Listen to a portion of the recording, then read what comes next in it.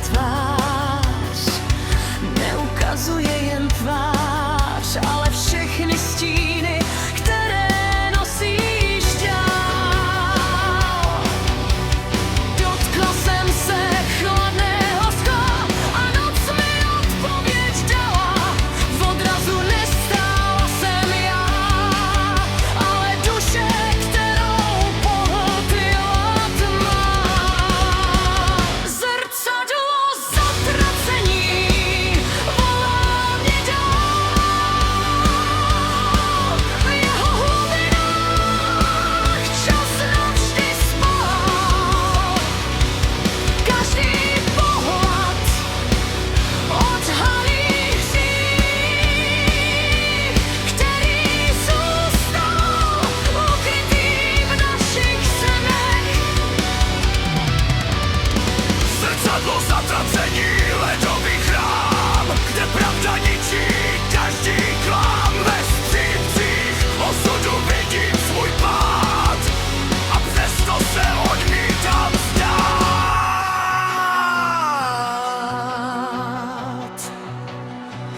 Ve skle tančí tisíce tváří, ztracené duše bez vlastní záře, šeptají jména dávno zapomenutá. Jako píseň, která nikdy neutichá.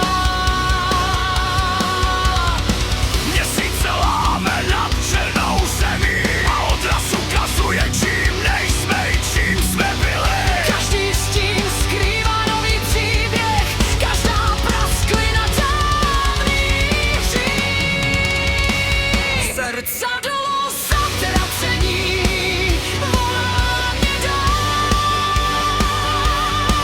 V jeho hlubinách čas navždy spál.